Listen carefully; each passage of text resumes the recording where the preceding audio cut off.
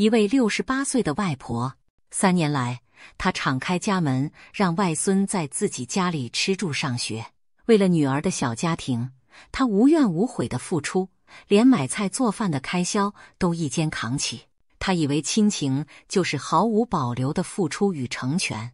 可当外孙学业结束，回到父母身边，这位外婆做出了一个大胆的决定，却意外逼出了女婿的真面目。面对隔天就上门抢房的女婿，她没有歇斯底里，只是平静地做了一个出人意料的举动。结果这一举动让对方的如意算盘彻底落空。他为什么要卖房去旅居？女婿又为何急红了眼，要来抢房？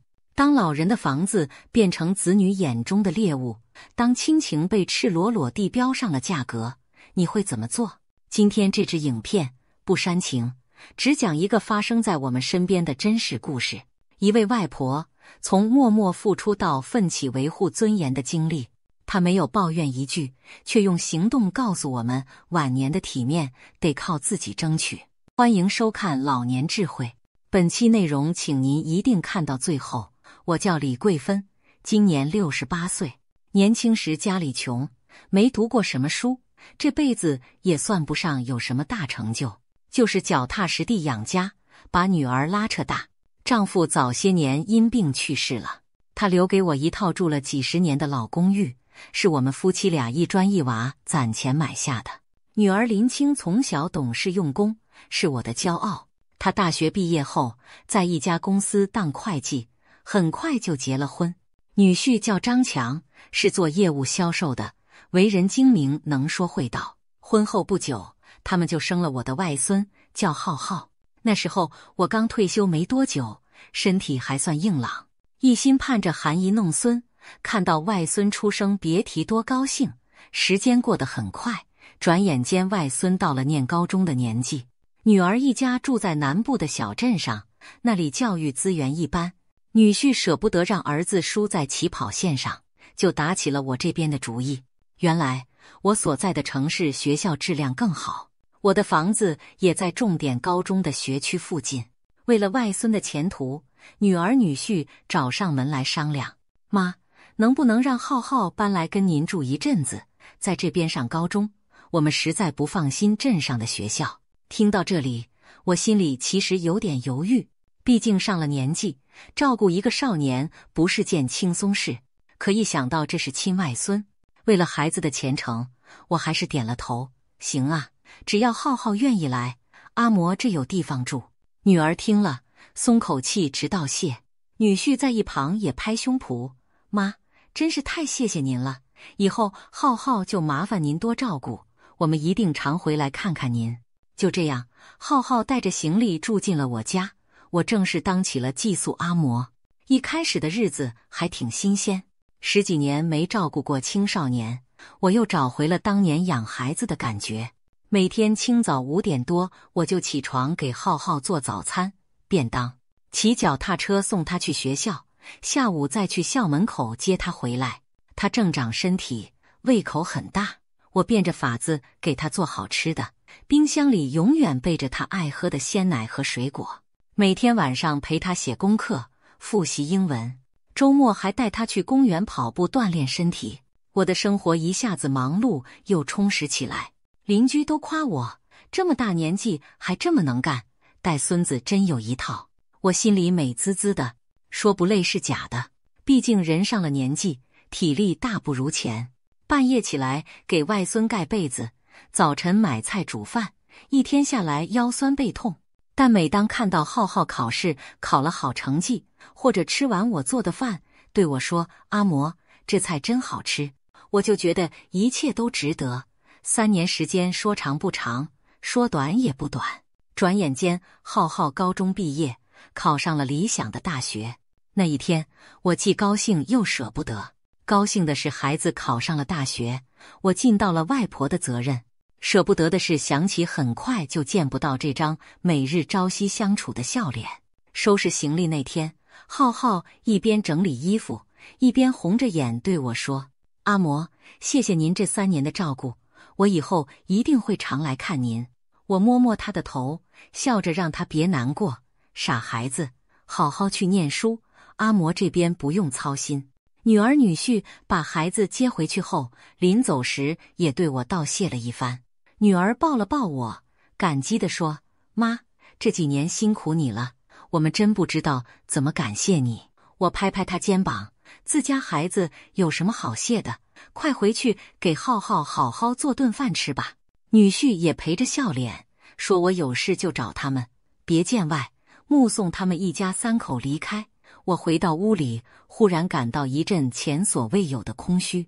房间里少了少年人的欢声笑语，只剩下一室沉寂。饭桌上也从2副碗筷变回只剩我一个人。一时间，我真有些怅然若失。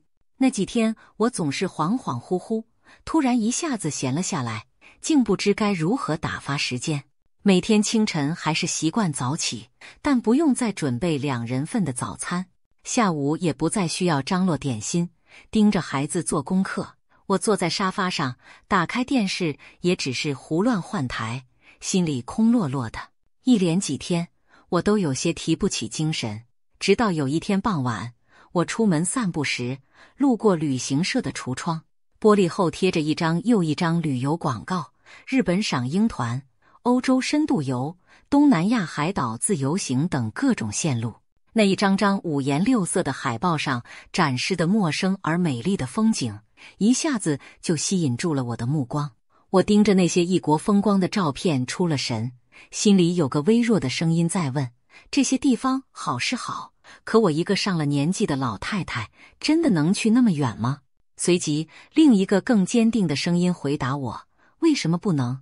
我又不是动弹不得，只要身体还算硬朗，又有旅行团可以跟，难道真要等躺在病床上才来后悔没去看世界吗？那一刻，一个埋藏在我心底很久的念头慢慢浮了上来。年轻时忙于生计，我几乎没出过远门，更别提旅游。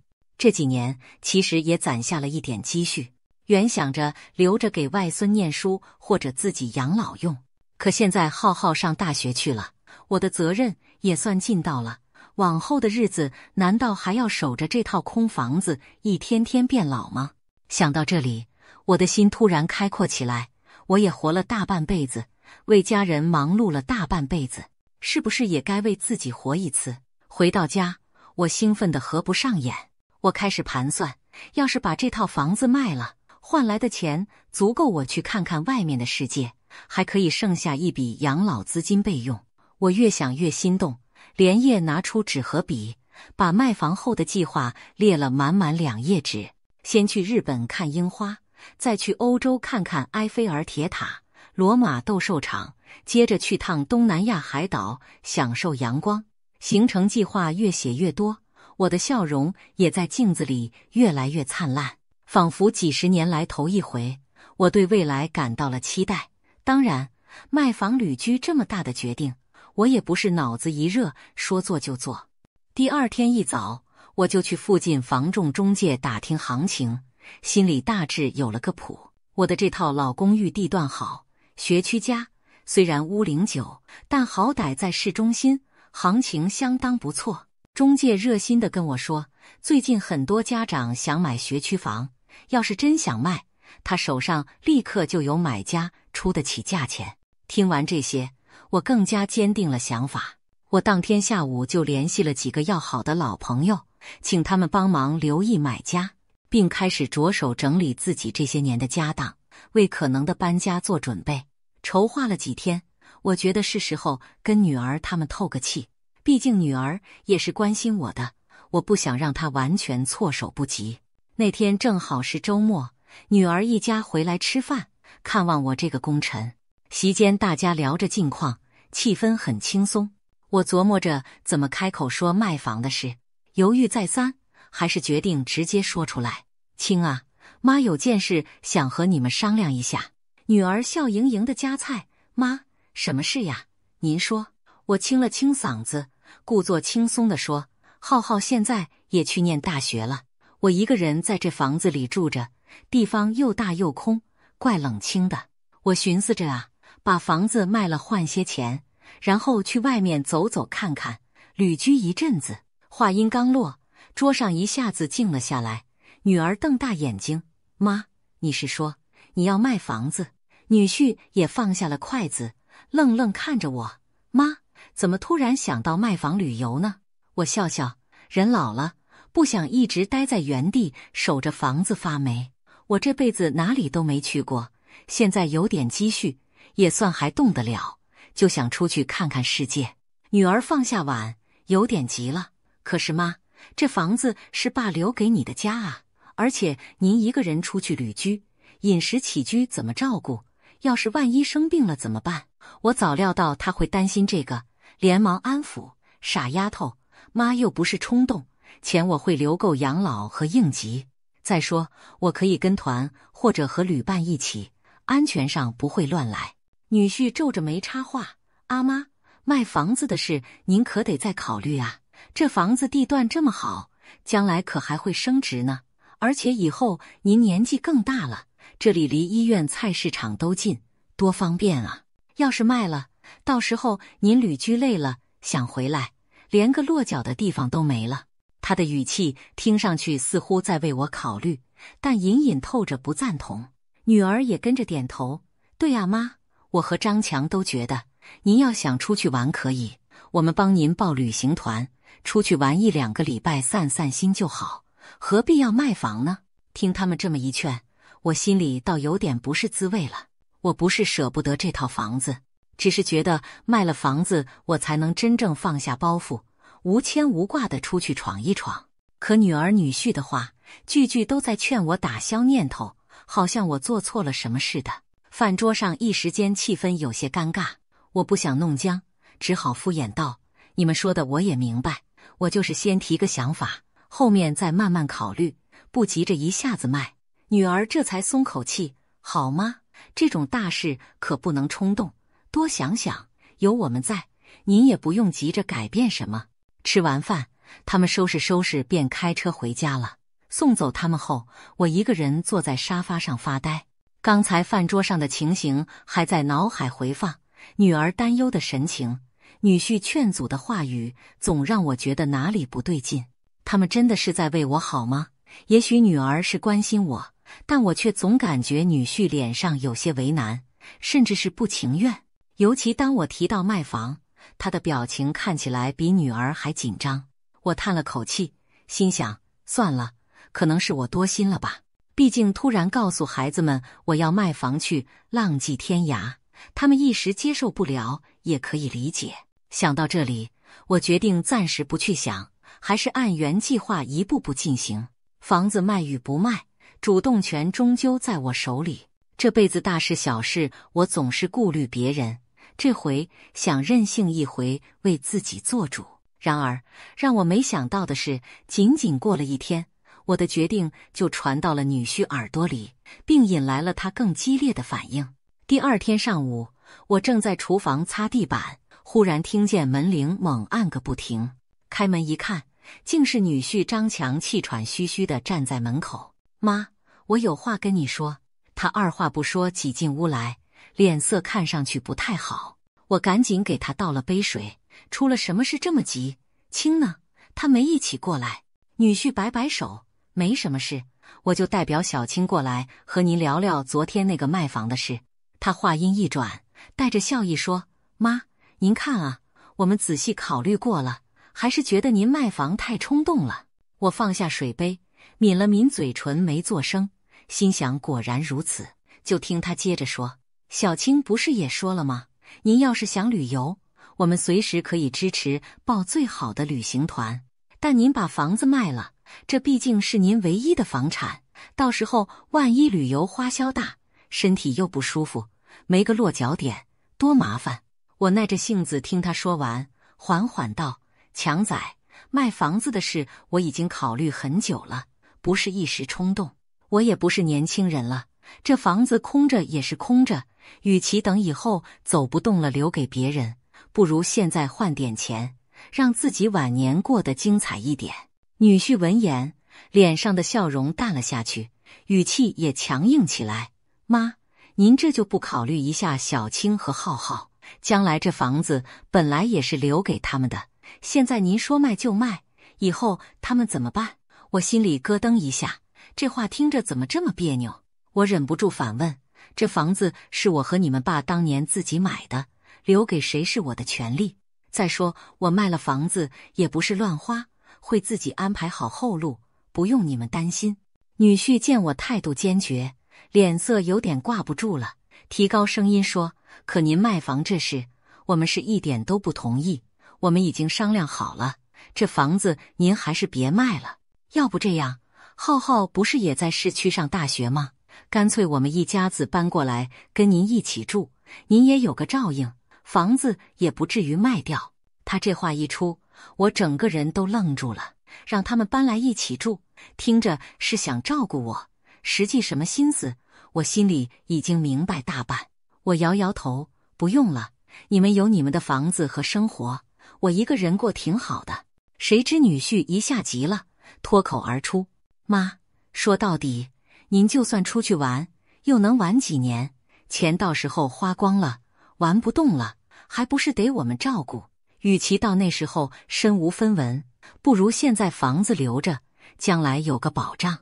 他越说越激动，我们也是为您好。再说了，万一以后您身体有个万一，还不是得靠我们？房子要是没了，我们拿什么给您养老？听到这里，我的心慢慢凉了。原来在他眼里，我要卖房子出去享受，是那么不可理喻、自私任性。难道我为家付出的这些年，都换不来我任性一次的资格吗？更令我寒心的是，他满嘴为我好的话，骨子里还是舍不得房子变现后落不到他们手里。我沉下脸，一字一句问他，你的意思是不让我卖房？那我自己的房子、自己养老的钱，是不是都得经过你们同意？女婿被我盯得有点心虚，语气软了下来，妈，您别生气，我们当然不是那个意思，只是如果您真的铁了心要卖这房，那卖房的钱您也不能就这么挥霍掉啊。他凑过来压低声音，房子卖了那么多钱，您拿出一小部分去旅游就行，剩下的钱不如给我们帮您打理。您也清楚，现在投资理财很重要，钱放银行也是贬值，不如到时候我们帮您用这笔钱换套小一点的房子，在我们附近，这样您以后养老方便，我们也可以经常照顾您。甚至您要是愿意，我们也可以帮您在我们那里找一家不错的养老院，环境好、服务好的那种，您住得舒心，我们也放心。他的话让我彻底明白了，他们所谓的为我打算，无非就是不想让我把房子和钱浪费掉，还想掌控在他们手里，甚至已经打算把我往养老院送，好腾出手来把我的钱物安排妥当。一想到这里，我的后背冒出一阵凉意。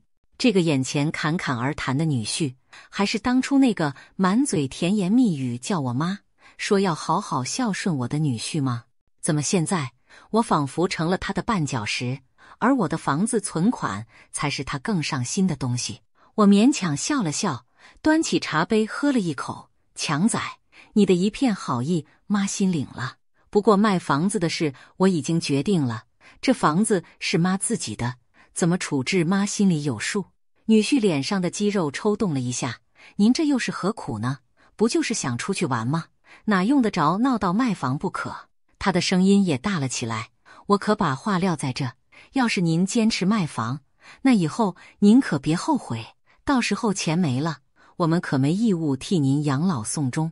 说完这句狠话，他猛地站起身，摔门而去。房门砰的一声被带上，杯中的茶水也被震得晃了又晃，洒出几滴在桌布上。我呆呆地坐了许久，直到茶水凉透都没回过神来。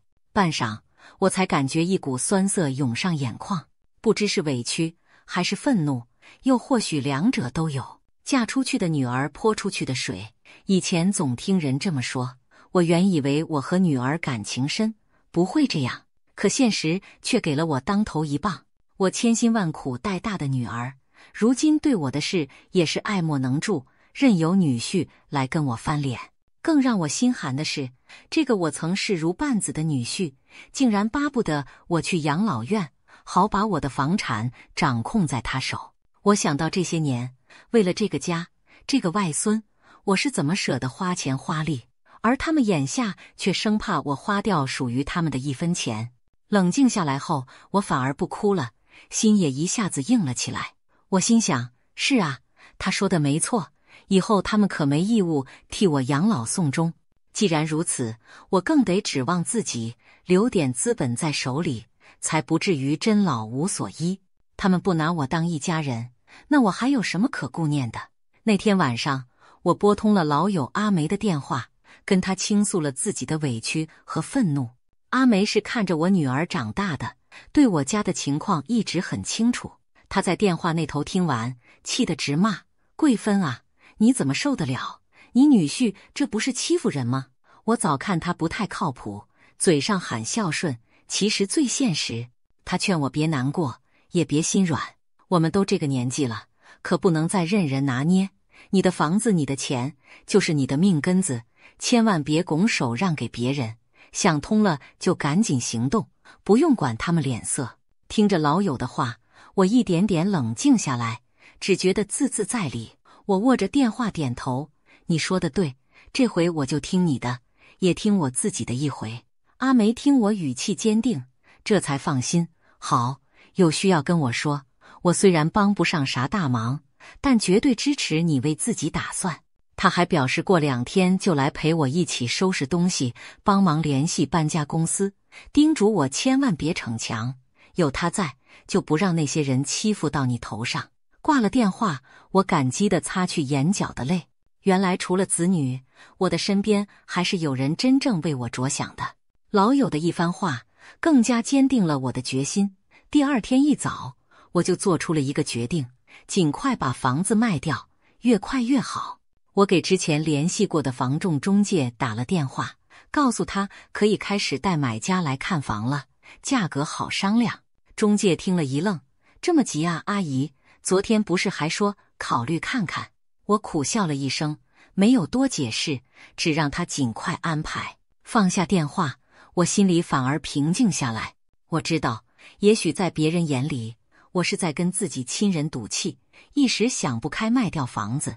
可只有我自己明白，这不是意气用事，而是我忽然清醒地认识到，有些东西我若不牢牢抓在手里，迟早会被人算计走。与其将来落得一场空，不如现在就自己做主，用这笔钱去成全自己的晚年。不到1星期的功夫，中介就找到了买家，一对为了孩子上学的年轻夫妻，出价很爽快，只提出希望我能1个月内腾房。我痛快地答应下来，当场就签了初步协议，收了定金。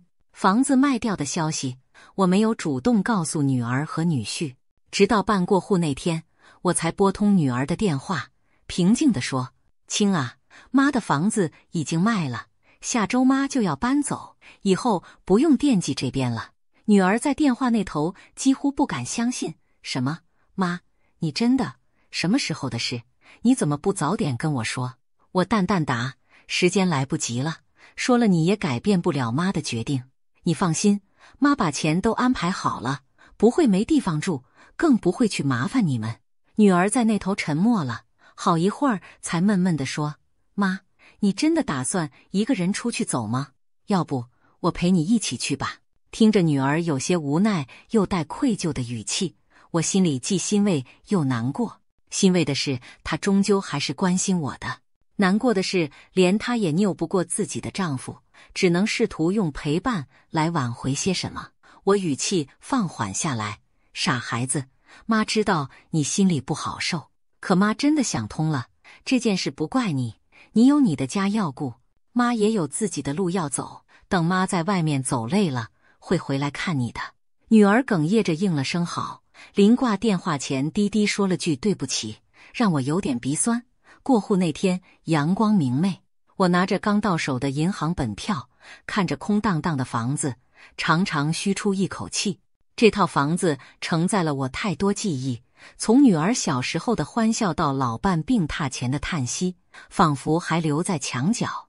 我环顾空荡的房间，墙角还刻着当年女儿身高的铅笔印记，厨房瓷砖上陈年的油渍斑斑点点，都是岁月留下的印记。可如今，我一点不觉得遗憾或后悔。对我来说，它已经完成了使命，曾是一个温暖的巢，让我栖息养育儿女。如今卖掉它，则为我换来了自由与底气。临走前，我在屋子中间站了良久，轻声说道：“老头子，我要出发去看看这个大世界了。你要是在天有灵，也祝福我吧。”说完，我轻轻关上门，没有回头。卖房款扣除必要税费、中介佣金，到手是一笔相当可观的数字。这么多钱一个人拿在手里，说不兴奋是假的。但我没被冲昏头脑，而是冷静地做了规划。我心里很清楚，这笔钱就是我余生的底气，必须好好规划。在世人眼里，钱不是万能，但对老人来说，兜里有钱，心里才不慌。钱只有捏在自己手里，日子才过得踏实安稳。首先，我拿出将近一半的钱，存在一张新开的定存账户里，准备专款专用，作为日后养老和医疗费用。接着又留了一部分，计划以后在喜欢的地方定居时买个小屋或长期租房用。剩下约30%的钱，才是我此次圆梦旅居的旅行预算。拿定主意后，我买了人生中第一张出国机票，踏上了期待已久的旅程。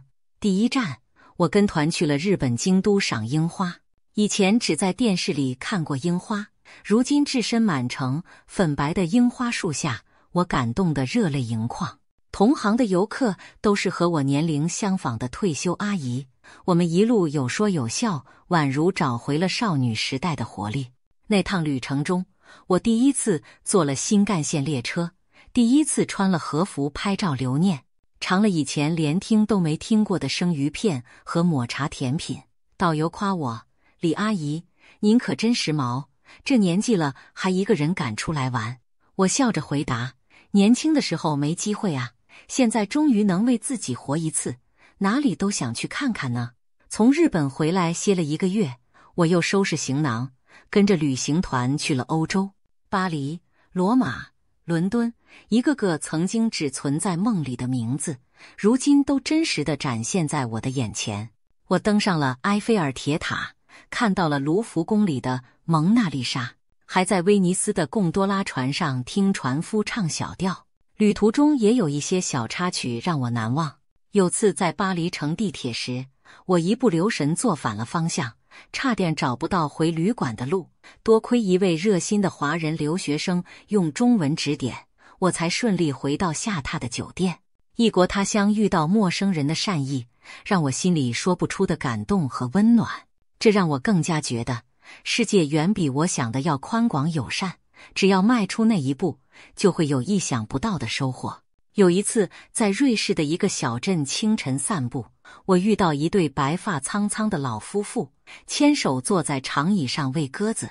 我们语言不通，但彼此微笑点头的那一刻，我突然明白，原来不论在哪里，老年都可以过得这样平和而美好。几个月下来，我辗转了7、8个国家，兴奋之余，身体也确实有些累了。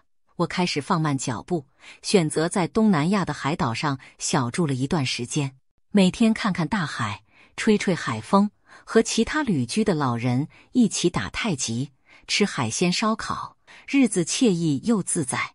我还和几个来自台湾各地的退休老太太结成了朋友，我们相约以后每年都要找个地方一起旅居一阵子，相互有个照应。就这样，差不多1年光景过去了，我怀揣满满的见闻和回忆，决定暂时告一段落，找个地方定下来休整。旅居期间，我也不是完全与世隔绝，经常会和女儿、外孙视频通话报平安。起初，女儿在电话里对我卖房的事还有些怨言，但看到我精神愉快，人也变得开朗，她慢慢也就不再说什么了。反倒是浩浩，每次视频都会兴奋地问我去了哪里，好不好玩。有一次，他羡慕地对我说：“阿莫，我真希望以后也能像您这样，说走就走去看世界。”我开怀大笑：“好啊，你现在努力念书，身体锻炼好，将来有的是机会。”有时他们也会说起女婿，据说我卖房后，他气了好一阵子，觉得我不听劝太固执。不过后来，随着我一直没有找他们帮忙，他也慢慢消停了。我心里明白，他大概是彻底死了那颗惦记房子的心。只要他不再干涉，我也落得清静。1年多以后，我带着旅途中的见闻和积累的幸福感，回到了宝岛台湾，开始考虑自己将来的长期生活安排。回到台湾后，我还利用几个月时间把岛内也走访了一圈。多年来只闻其名的风景，如阿里山日出、日月潭、花莲太鲁阁，我都一一去了个遍。在走走停停中，我也在思考将来定居何处。思来想去，我选择在台中的一个清静社区买下了一间小公寓。台中气候温和，物价也比台北低一些，很适合养老生活。公寓面积不大，大约15平，但5脏俱全。阳光从阳台照进客厅，屋外就是绿树成荫的小公园。更妙的是，小区附近就有医院和传统市场，我一个人生活非常方便。买下这间公寓花了不到我卖房所得的1/4，而且手续简单，很快就入住了。真正安顿下来的那天夜里，我躺在属于自己的新床上，感到无比踏实和安心。这间虽小却温暖的屋子，不仅仅是我的新家，更是我重获新生的象征。日子归于平静，但我的心态却与以往截然不同。每天早晨，我都会到楼下公园和其他长者一起打太极、散步。白天则去社区里的老人活动中心上课，学书法、画国画，参加养生讲座，忙得不亦乐乎。我还报名做了社区图书馆的志愿者，每周2次去图书馆整理书籍，推荐书目给爱读书的爷爷奶奶们。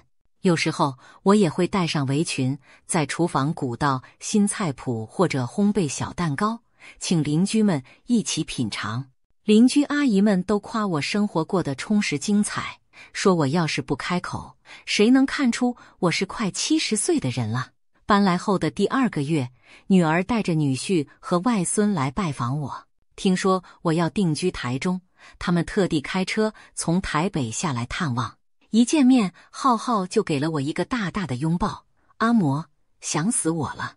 我乐得合不拢嘴，摸着他的头笑骂：去，就会贫嘴。女儿看看四周，见我的小窝收拾得整整齐齐，她悬着的心也放下了些。妈，这里环境真不错，你自己住也舒心。我泡了壶热茶，招呼他们坐下。女婿张强多少有些尴尬，不太敢看我，只是不停地打量这房间。半晌，他憋出一句：妈，这里地方不大，你住惯吗？要不还是来台北，我们把客房腾给您住。我摇摇头，不了，你们的好意妈心领了，现在这样很好，我过得自在，你们也安心。外孙拉着我的手笑道：我就说嘛，阿嬷最有自己的想法，我们别劝了。一家人气氛缓和下来，我们说起了各自近况。聊天中，女婿突然放下茶杯，郑重地朝我鞠了一躬：妈，对不起，之前是我鬼迷心窍，只想着房子的事，忽略了您的感受。他顿了顿，有些懊悔地继续说道：您卖房旅行，原本是您自己的权利和梦想，我却一心觉得那是我们的损失，真是糊涂。现在看到您过得好，我才明白自己当时有多自私。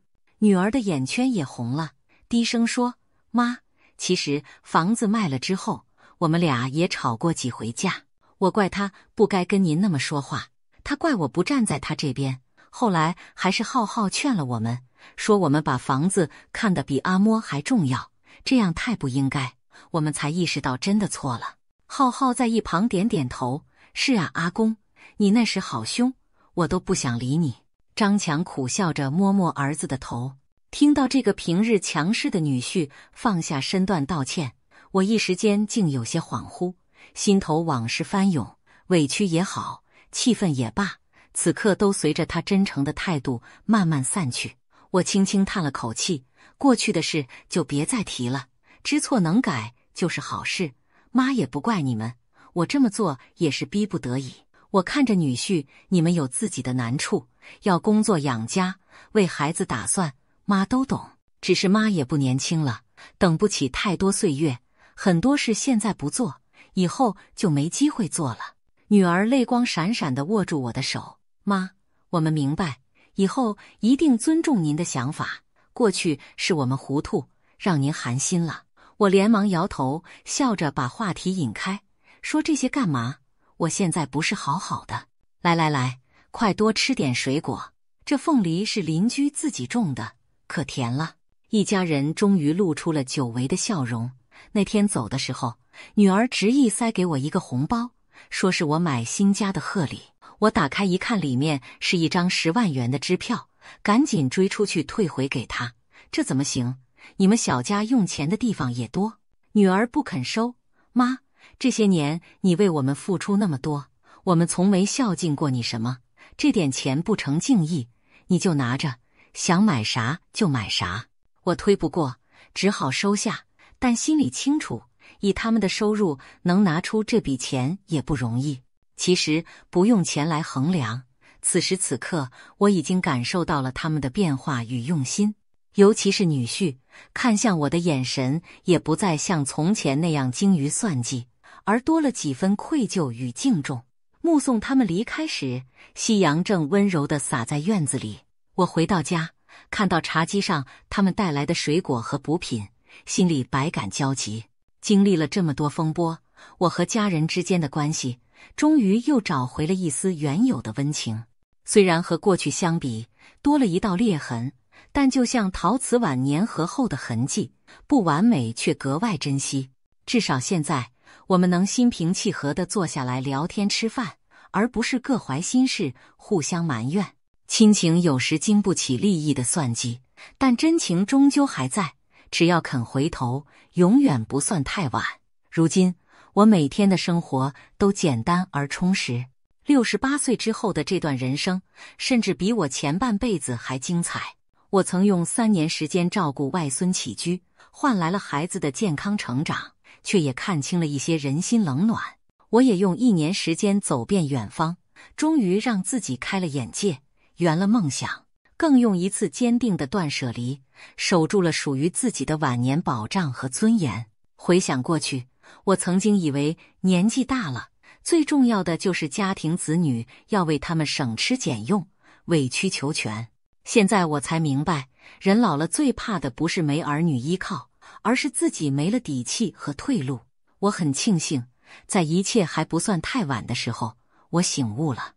余生不长，自己的幸福自己去争取，想做的事就去做，不必瞻前顾后，看别人脸色。那些子女未必真想要的牺牲奉献，到头来只会变成廉价，甚至变成他们的负担或者资本。我也想对身边许多和我一样上了年纪的朋友们说，别再把一切都为子女打算，偶尔也为自己打算一次吧。最后，我总结了5点心得，送给每一位步入晚年的朋友。1、帮助子女可以，但要有底线和分寸，不要让自己的付出变成对方眼中理所当然的义务。2、房产和财产始终攥在自己名下，才有真正的话语权，白纸黑字定清权益，比口头亲情更可靠。3、上了年纪也可以有自己的梦想和生活，不要觉得一切都晚了，只要愿意开始，什么时候都不迟。4、即便儿女孝顺，我们也要为自己留条退路，有些路终究要自己走，钱在手，房在手，心里才不慌。5、与其等着孩子们需要你，不如让自己活得有价值、有尊严。父母和子女之间彼此保持独立，亲情才能久远。影片到这里就结束了，您怎么看这件事呢？您觉得这位倾尽心力帮女儿带孙，却差点被女婿夺走房子的外婆，她的选择过分了吗？老人为子女付出半辈子，真的就能换来感恩和回报吗？还是说，在利益面前，亲情往往不堪一击？有人说上了年纪就别太计较得失，以和为贵。也有人说，面对子女的算计，绝不能姑息退让，否则只会被得寸进尺。如果是您，您会怎么做呢？欢迎在留言区说出您的看法。如果您身边也有类似的故事，欢迎分享给大家，让更多人看到现实的一面。别忘了订阅我们的频道，开启小铃铛，这样您就不会错过日后每一期发人深省的内容。感谢您的观看，我们下期再见。